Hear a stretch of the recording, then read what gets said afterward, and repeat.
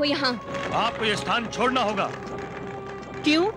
क्योंकि इस स्थान के स्वामी महाराज सहस्रा अर्जुन हैं और आपने ना तो ये भूमि मोल ली है और ना इस पर बसने के लिए निवास कर दिया है। और यदि हम ये स्थान ना छोड़े तो फिर हमको वही करना होगा जो हम सदा करते आए हैं। तुम्हारा आश्रम जला देंगे हम। यही महाराज का आदेश है। तब तो मैं स्वयं तुम्हारे महाराज के समक्ष जाऊंगी और उन्हें बताऊंगी कि उनका अत्याचार और हमारा धैर्य दोनों अपनी अपनी सीमाएं पार कर चुके हैं।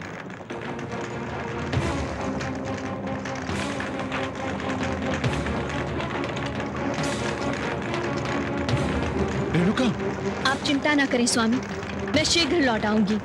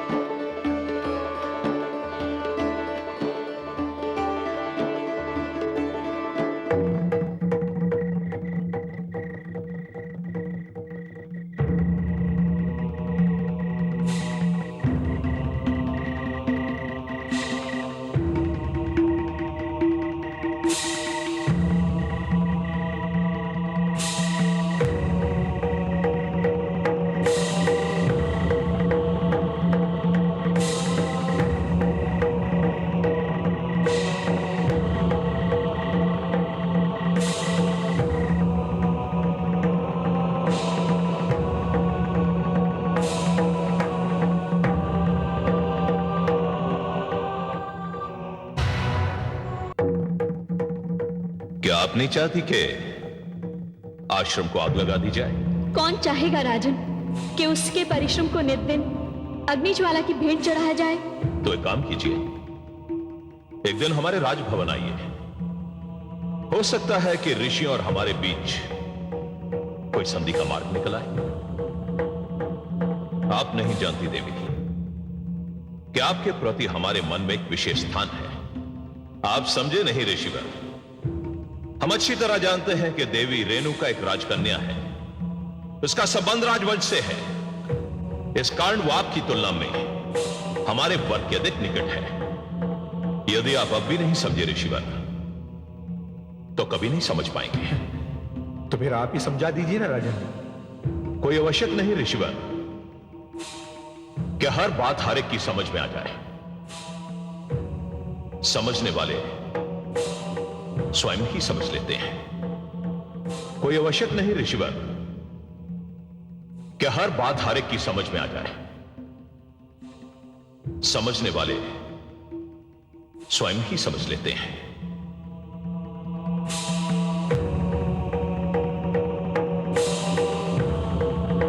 समझने वाले स्वयं ही समझ लेते हैं। पिताश्री, पिताश्री, आप अभी तक सोए नहीं? रात्रि के कितने पहर बीत चुके हैं पुत्र? तीसरा पहर बीत चुका है पिताश्री। तीसरा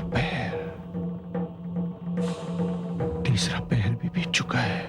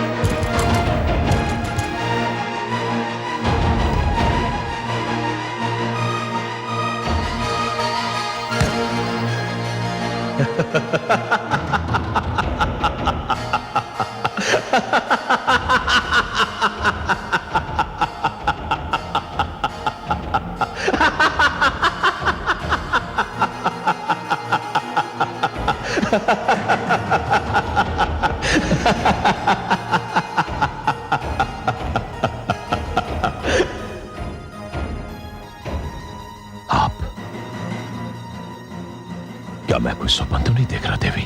नहीं सहस्त्रार्जुन, तुम स्वप्न नहीं देख रहे हो।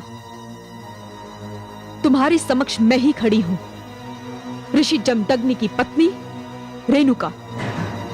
मैं तुमसे कुछ कहने आई हूं। बड़ी बात यह नहीं है देवी कि आप यहां क्यों आई हैं। बड़ी बात यह है कि इस धरती की सबसे सुंदर स्त्री मेरे कक्ष में, मेरे समक्ष, मुझे अपनी आंखों पर विश्वास नहीं हो रहा देवी। तुम जैसे भोगी और विलासी व्यक्ति की दृष्टि को नारी में सौंदर्य के अतिरिक्त और कुछ कहां दिखाई देता है? नारी के मान, सम्मान, उसके मातृत्व, इन सब गुणों से तो तुम अनभिज्ञ हो, अपरिचित हो। और ये कोई गुण नहीं है, अभिशाप है सहस्त्रार्जुन। सुंदरता तो हर नारी का सर्वश्रेष्ठ गुण है देवी। आप क्या जाने, आपको पहली बार देखकर फिर देखना, बारंबार देखना मेरे जीवन की इच्छा बन चुकी थी। ये रूप, ये यौवन, ये सौंदर्य इस योग्य है कि आप जैसी स्त्री मुझ जैसे राजा के राजभवन की शोभा बने। यह तो दुर्भाग्य है, अत्याचार है कि तुम जैसी सुंदर स्त्री को ऋषि जमदग्नि जैसे ऋषि के रूखे सूखे जीवन का अंश बनना पड़ा। आओ सुंदरी, मेरी फैली हुई बाहें तुम्हारे निवास का सुंदरतम स्थान है। रुक जाओ सहस्त्रार्जुन, वासना में अंधे होकर ये ना भूलो कि मैं महान ऋषि जमदग्नि की पत्नी हूं और उनके 5 पुत्रों की माता भी। और समस्त संसार एक ऋषि पत्नी को माता की श्रेणी में रखता है।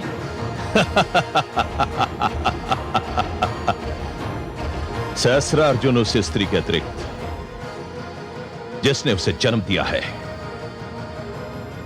संसार की किसी भी सुंदर स्त्री को अपनी माता नहीं समझता देवी।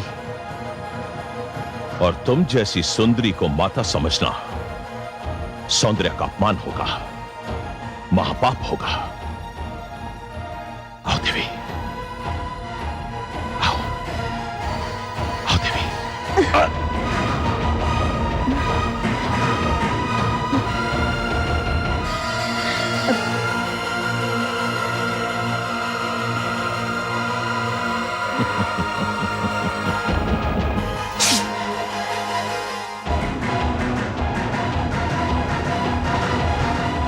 दुष्ट, तुझे सहस्त्र बाहुओं का बल केवल तेरे शत्रु के लिए मिला था, किसी नारी के सम्मान के साथ खेलने के लिए नहीं।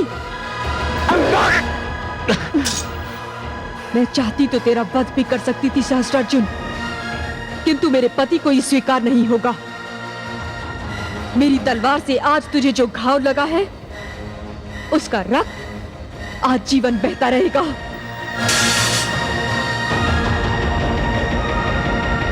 कोई है? कोई है? क्यों? ये घाव दिखाकर अपने सेवकों से भी अपने वीरतापूर्ण कार्य की बधाई लेना चाहते हैं? महारानी, जब वो ऋषि कन्या यहां खड़ी थी, तब ये दहाड़ती वाणी मूक क्यों हो गई थी? मृत्यु के भय ने आपको उस स्त्री के सामने आत्मसमर्पण के लिए विवश कर दिया, जिसके साथ आप बलात्कार जैसा घिनौना पाप करने जा रहे थे। महारानी, आप पत्नी होने की सीमा का उल्लंघन कर रही हैं। मैंने तो केवल एक पत्नी होने की सीमा का उल्लंघन किया है, किंतु आपने तो गौ माता की चोरी करा के क्षत्रिय धर्म और पूर्वजों की दी हुई संस्कृति की सीमा का उल्लंघन किया है। ऋषियों के आश्रम जलाकर आचरण की सीमा का उल्लंघन किया है। व्यभिचारी और विलासी बनकर समाज की हर सीमा का उल्लंघन किया है। और आज तो आपने एक पतिव्रता नारी, एक आदर्श माता और एक आदरणीय देवी के सम्मान पर आक्रमण करके मानवता की हर सीमा का उल्लंघन कर डाला। महारानी मृण्मयी, बस। यदि एक भी शब्द मुंह से निकला तो आप मेरी हत्या कर देंगे, यही कहना चाहते हैं ना आप? तो ये इच्छा भी पूरी कर लीजिए।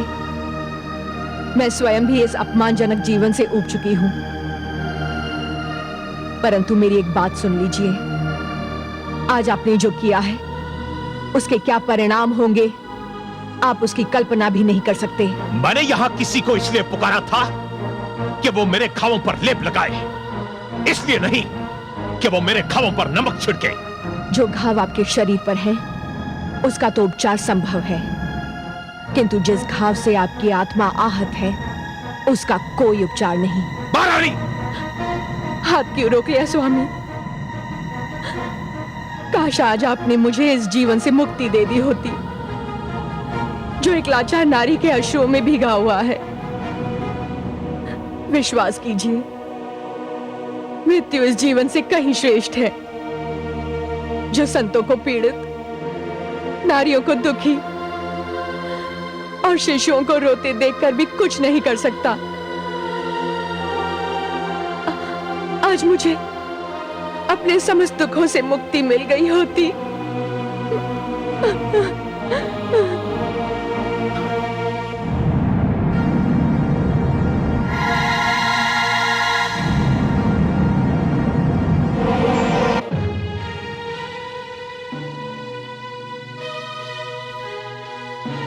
रुक जाओ सैनिकों।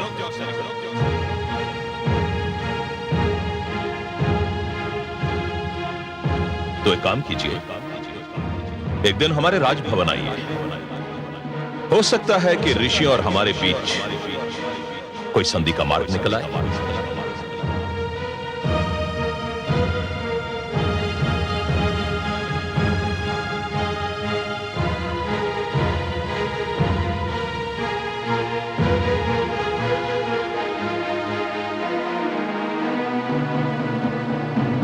स्वामी,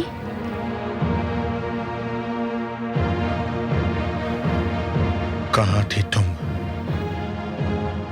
आप तो जानते हैं स्वामी। जानता तो मैं बहुत कुछ हूं, परंतु तुम्हारे मुख से सुनना चाहता हूं, और वो ही सुनना चाहता हूं। स्वामी, आपके नेत्रों से जो कुछ झांक रहा है, उसे जीवन में मैं पहली बार कोई संज्ञा देने में अपने आप को असमर्थ पा रही हूं। क्या नाम दूं इसे? क्रोध, ईर्ष्या या फिर संदेह?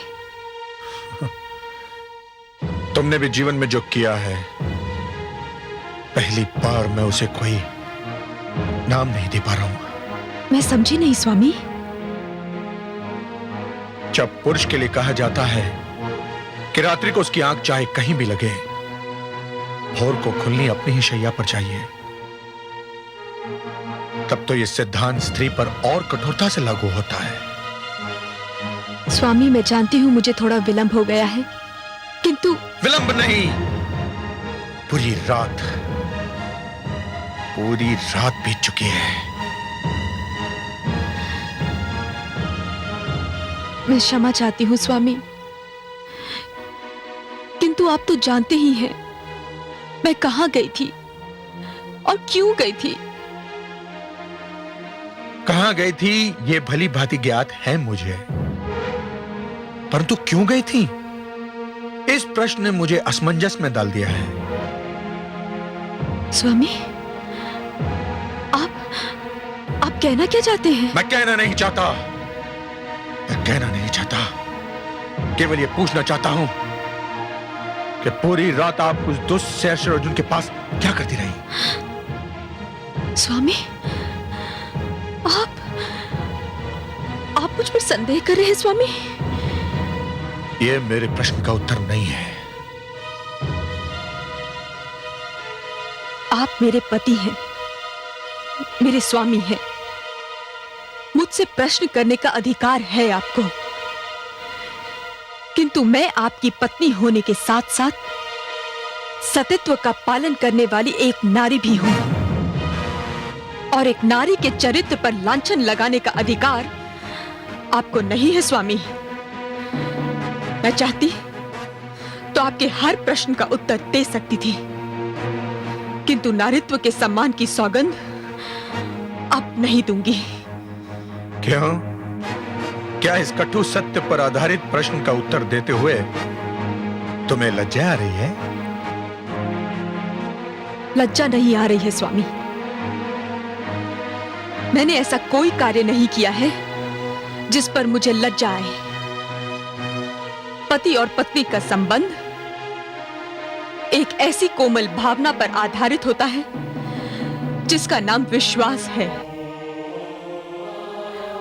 और जब आपको मुझ पर विश्वास ही नहीं रहा स्वामी, तो मेरा कोई भी उत्तर, मेरा कोई भी तर्क आपको संतुष्ट नहीं कर सकता। यह क्यों नहीं कहती कि तुम्हारे पास मेरे प्रश्न का कोई उत्तर नहीं, कोई तर्क नहीं? मुझे तर्क देने की आवश्यकता भी नहीं है स्वामी। मेरा समस्त जीवन आपके सामने है। मैं आपके पुत्रों की माता हूं। मैंने आजीवन आपकी सेवा की है। मैंने आपके पुत्रों को दूध के रूप में अपना लहू पिला पिला कर पाला पोसा है। जब आपका एक संदेह इतने सारे प्रमाणों को नकार सकता है, तो फिर किसी भी तर्क, किसी भी उत्तर का कोई महत्व नहीं रह जाता स्वामी। तो फिर तुम भी सुन लो। मैं ये बताने की आवश्यकता नहीं समझता कि मैं क्या करना चाहता हूं और क्यों करना चाहता हूं।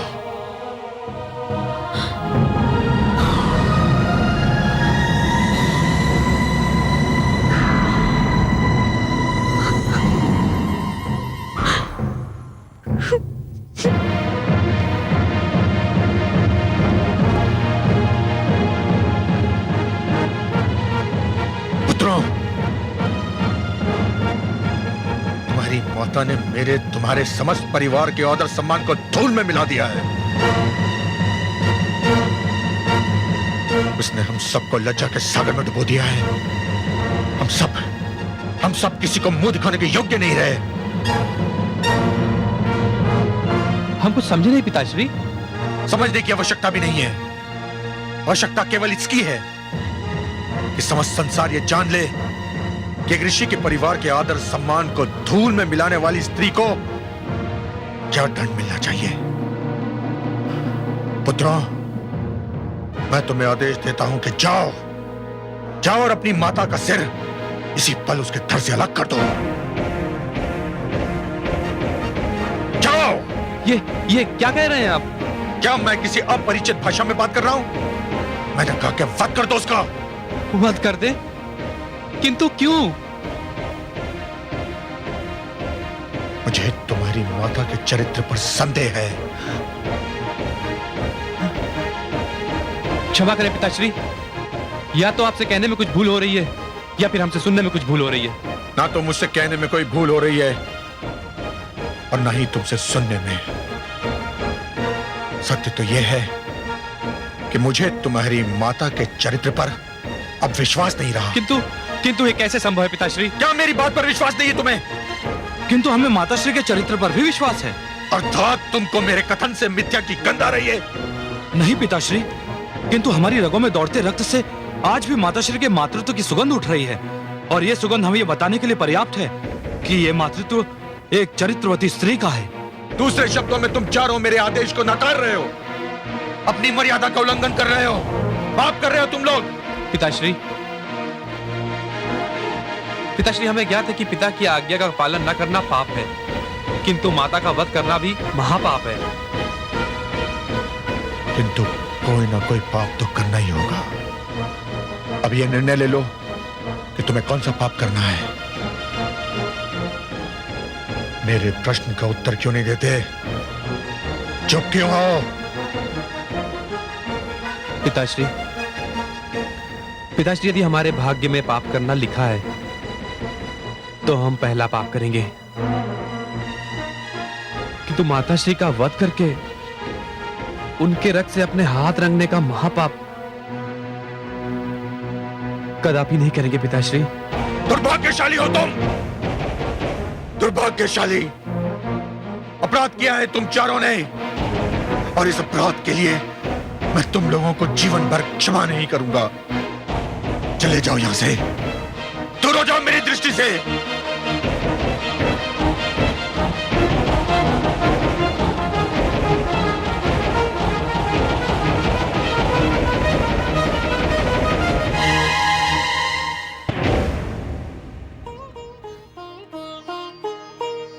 ना जाने मेरे स्वामी मुझसे रुष्ट होकर कहाँ चले गए हैं। आप घबराइए मत माताश्री, अनुज और समस्त शिष्य उन्हें खोजने ही गए हैं, और अब तक तो उन्हें खोज भी लिया होगा। वे आते ही होंगे माताश्री, आते ही होंगे, और मुझे पूरा विश्वास है कि पिताश्री का क्रोध भी अब तक शांत हो चुका होगा।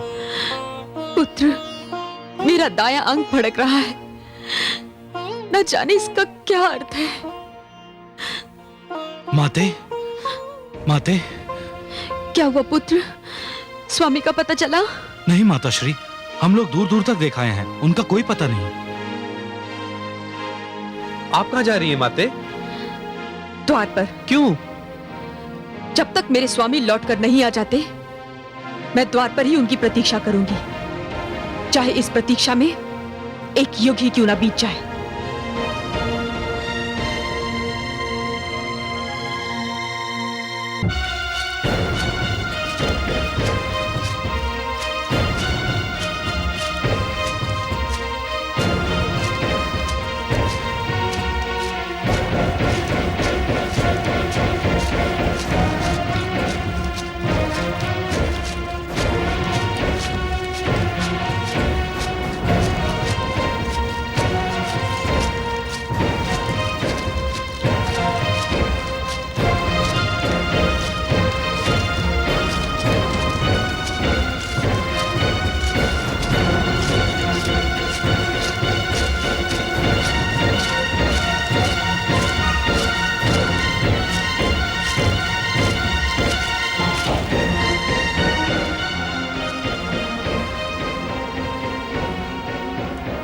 पिताश्री,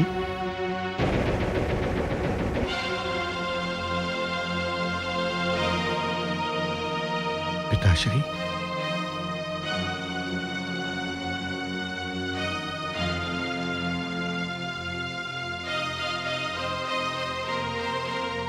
पिताश्री, मुझे नहीं पहचाना पिताश्री? मैं आपका पुत्र राम। हाँ पिताश्री, पुत्र राम, मेरा पुत्र। पिताश्री, पुत्र राम, पिताश्री, मेरा राम।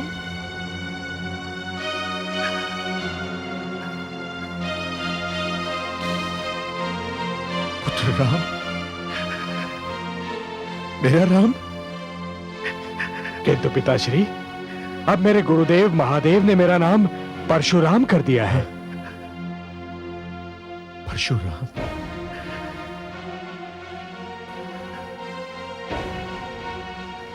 क्या हुआ पिताश्री? मेरे लौटने से आपको प्रसन्नता नहीं हुई क्या? प्रसन्नता तो अवश्य हुई है पुत्र, किंतु इस बात का विश्वास नहीं है कि प्रसन्नता कितने क्षण और जीवित रहेगी। आप ऐसा क्यों कह रहे हैं पिताश्री? तो क्या कहूं, मेरे चारों पुत्रों ने मेरे आदेश का तिरस्कार किया है, तो मैं पांचों से क्या अपेक्षा करूं और क्यों करूं? मेरे अग्रजों ने आपका तिरस्कार किया? क्या किया उन्होंने पिताश्री?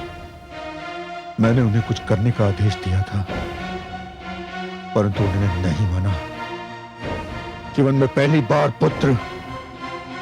बार मुझे ऐसे अनादर का अनुभव हुआ है। मुझे तो अपने आप में लज्जा आ रही है। पिताश्री, मुझे खेद है कि मेरे अग्रजों ने आपको दुख पहुंचाया, परंतु अब तो मैं आ गया हूं। आप मुझसे कहिए, मुझे आदेश दीजिए कि आप क्या चाहते हैं। आपका आदेश तो भगवान का आदेश है, पितृदेवो भव। और यदि तुमने भी मेरे आदेश से असहमति प्रकट की तो? पिताश्री, मैं असहमति क्यों प्रकट करूंगा? आप आदेश देकर तो देखिए, मैं आपके आदेश का अवश्य पालन करूंगा। मुझे वचन देते हो पुत्र? पिताश्री, वैसे वचन की कोई आवश्यकता है तो नहीं, किंतु यदि मेरे वचन से आपकी सांत्वना होती है तो मैं आपको वचन देता हूं कि आप जो भी आदेश देंगे, मैं बिना कोई प्रश्न पूछे आपके आदेश का पूर्णतया पालन करूंगा। चिरंजीवी भव पुत्र, चिरंजीवी भव। आज तुमने मुझे वो प्रसन्नता दी है जो किसी भी पुत्र ने अपने पिता को नहीं दी होगी। किंतु अब तो बता दीजिए पिताश्री कि आपका आदेश है क्या?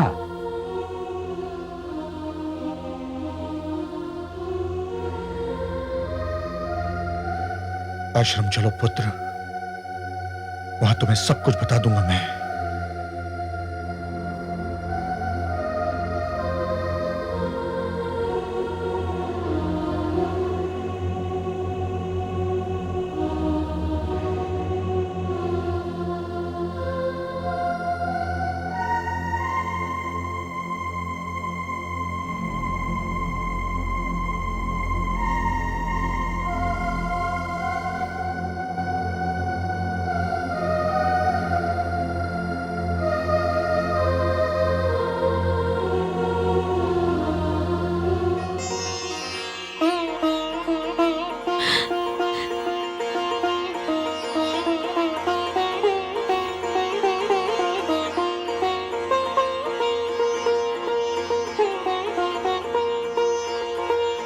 स्वामी,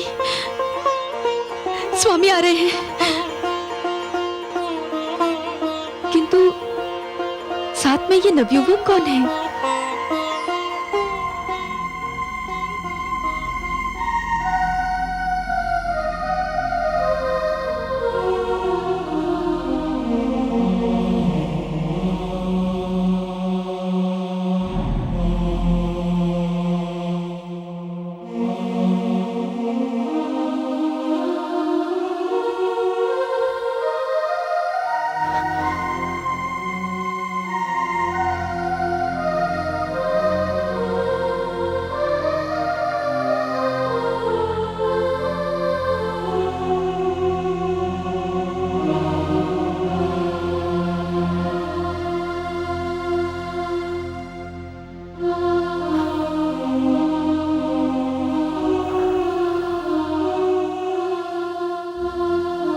कितने समय उपरांत उन चरणों को छू रहा हूं जो एक पुत्र के लिए स्वर्ग समान होते हैं।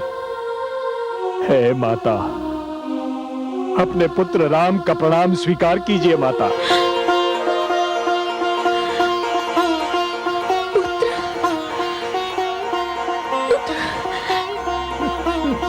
मेरा राम। हाँ माता। राम, राम तुम आ गए पुत्र। हाँ माता। मेरे लाल। हे माते।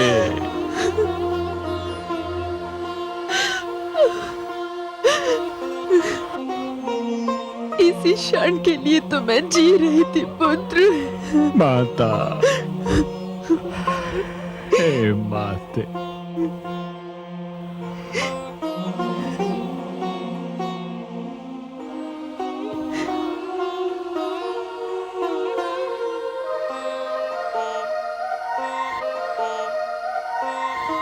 स्वामी, मुझे क्षमा कर दीजिए स्वामी, मुझे क्षमा।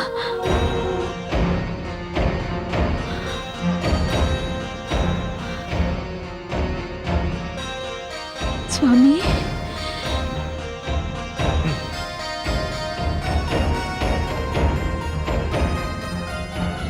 पुत्र, कहीं भावना की धारा में तुम बह तो नहीं गए ना? तुम्हें अपना वचन स्मरण है ना? तो काट दो अपनी माता का सर।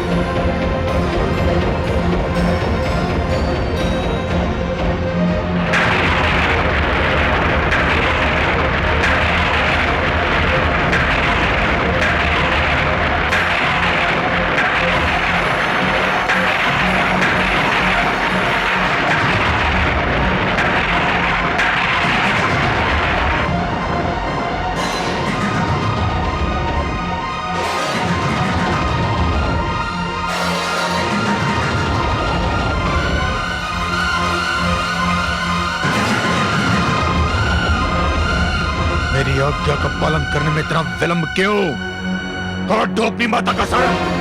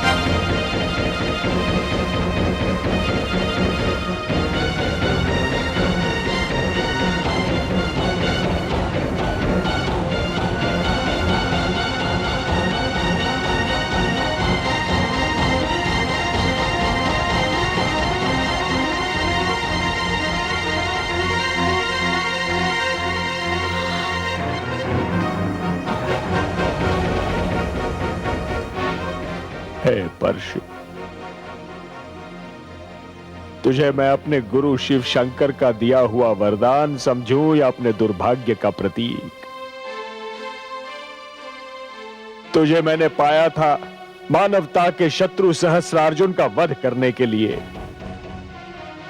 तुझे मैंने पाया था अपने माता पिता के शत्रु सहस्रार्जुन का वध करने के लिए।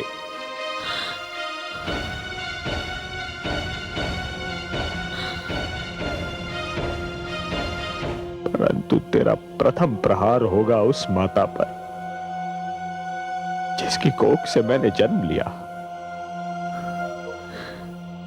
जिसकी गोद में मैंने अपने जीवन का प्रारंभ किया,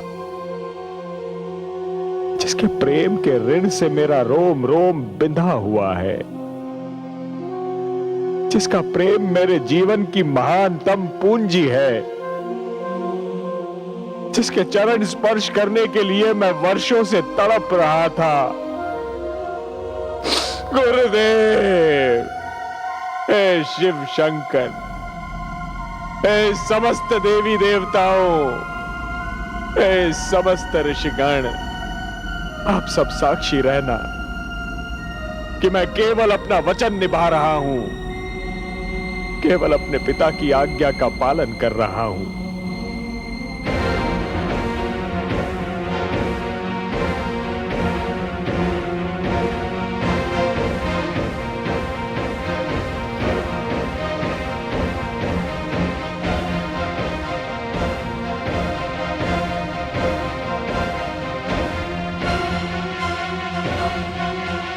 हे माता, अपने इस अभागे पुत्र को क्षमा कर देना माता। मैं वो करने जा रहा हूं जो आज तक किसी पुत्र ने नहीं किया होगा। और ईश्वर ना करे कि आज के उपरांत किसी पुत्र को करना पड़ जाए। क्षमा माते, क्षमा माते।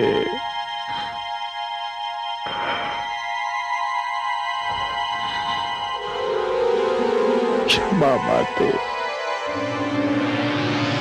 क्षमा माते, क्षमा, क्षमा माते, क्षमा माते, क्षमा।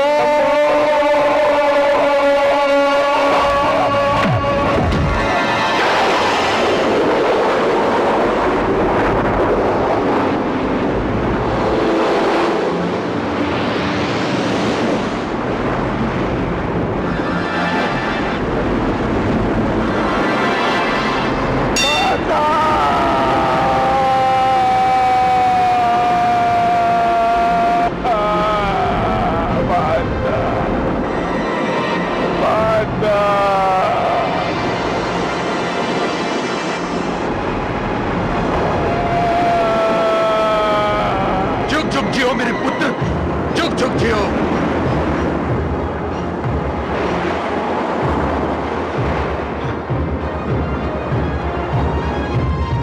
जुग जुग जियो मेरे पुत्र, जुग जुग जियो, जुग जुग जियो पुत्र। मुझे तुम पर गर्व है पुत्र। तुमने आज्ञाकारिता का इतिहास रचा है। मैं बहुत प्रसन्न हूं, अत्यंत प्रसन्न हूं।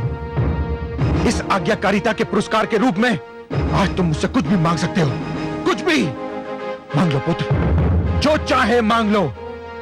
मैं आज तुम्हें हर वो वस्तु दूंगा जिसका देना मेरे वश में है। मांग लो पुत्र, मांग लो।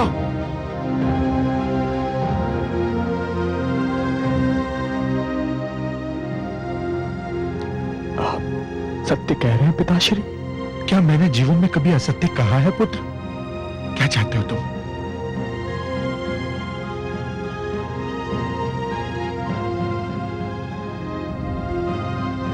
अपनी प्रिय माता का जीवित शरीर।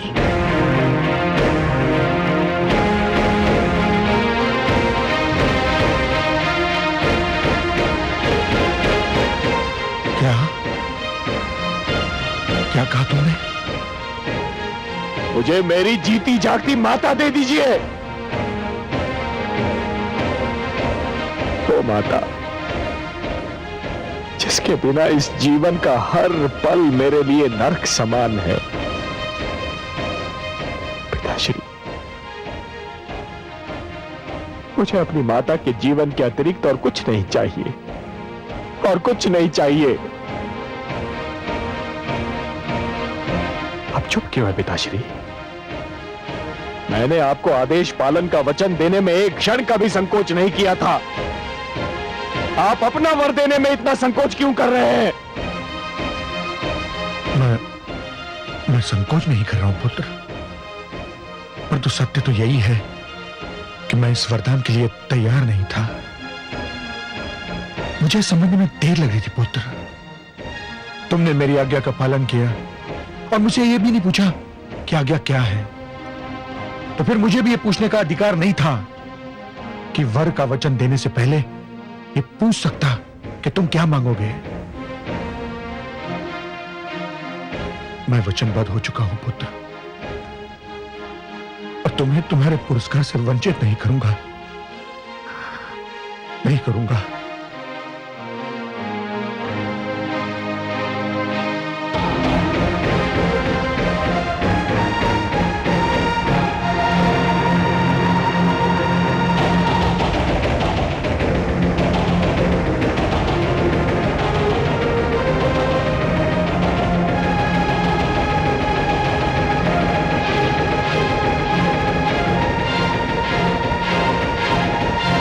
कलश चल लाओ।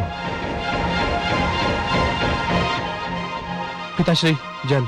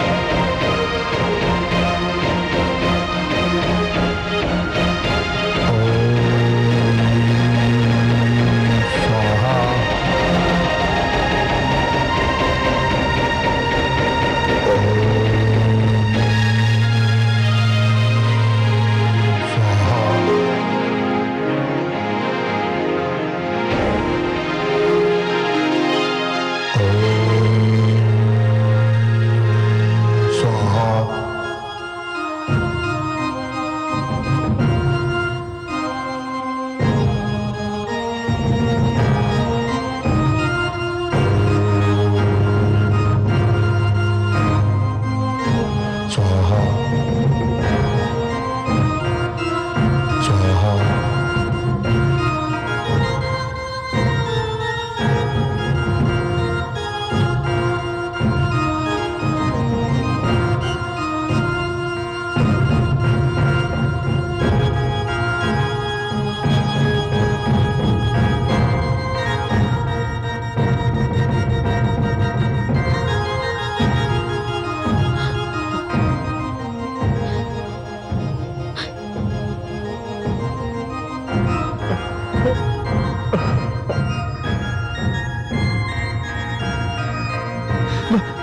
माते,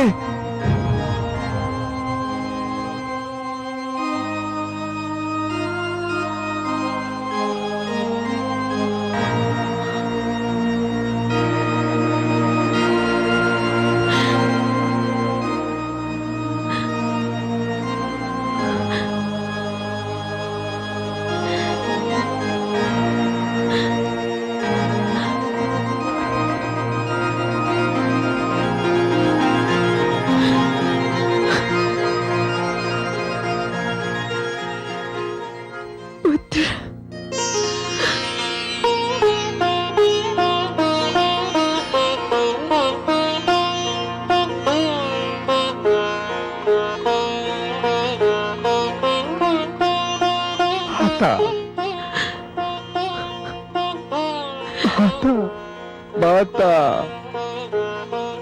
माता पुत्र, मेरा माता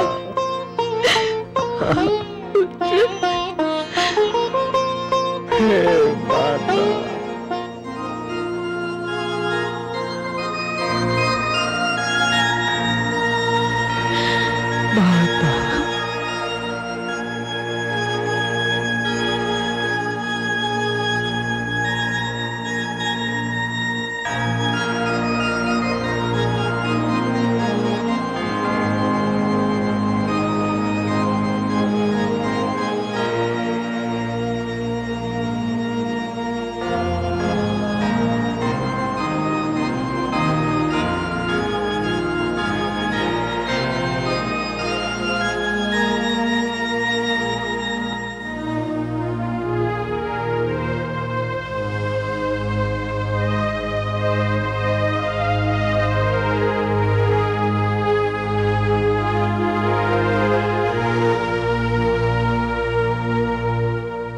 जब व्यक्ति महान बनने लगते हैं तो ऊंचाइयों को छूने लगते हैं।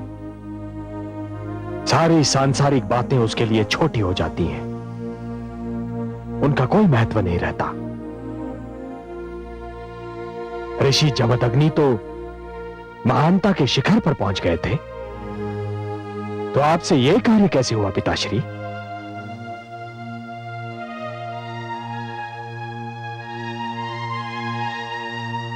तुम्हारी माता उस दुष्ट सहस्रार्जुन से मिलने गई थी।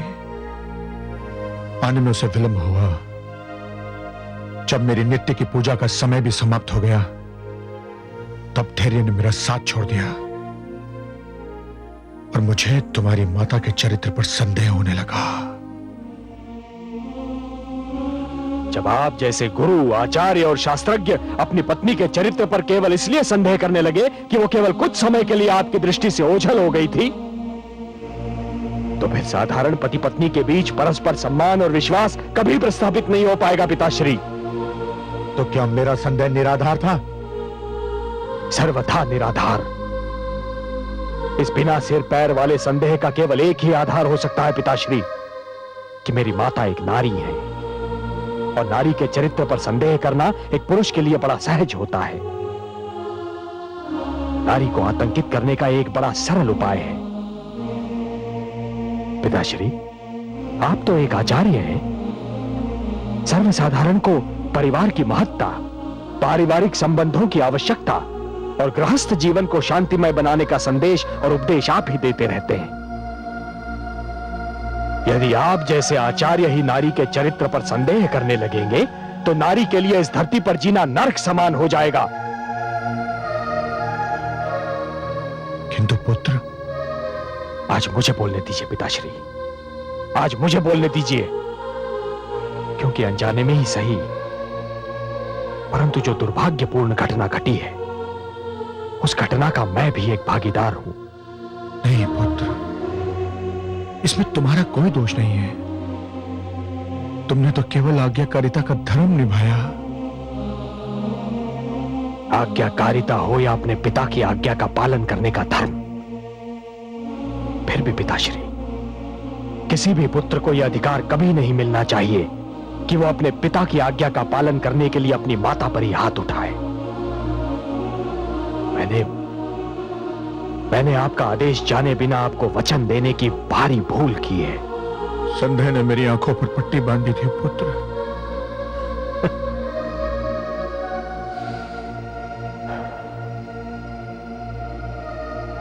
आज मुझे ज्ञात हुआ पिताश्री कि वो चाहे कोई महात्मा हो या एक सर्वसाधारण व्यक्ति,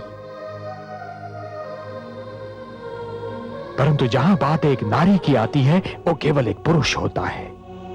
केवल एक पुरुष जो एक नारी को अपने से छोटा, अपने से अधम और अपने से निम्न श्रेणी का मानता है।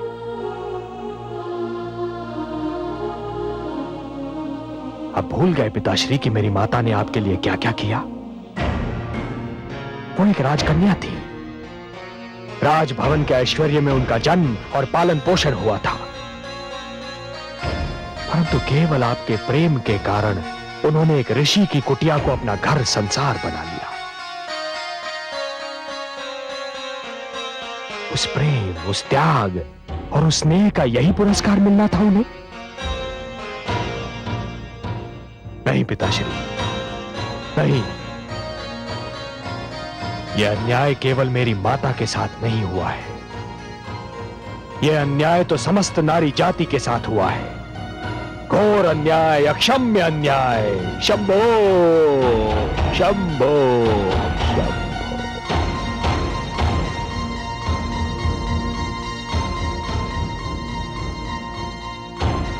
पुत्र, मुझे आभास हो रहा है कि मैंने अनावश्यक शीघ्रता से कार्य लिया। मुझे क्षमा कर दो पुत्र, मुझे क्षमा कर दो। क्षमा तो अब केवल माताश्री कर सकती हैं, आपको भी और मुझे भी।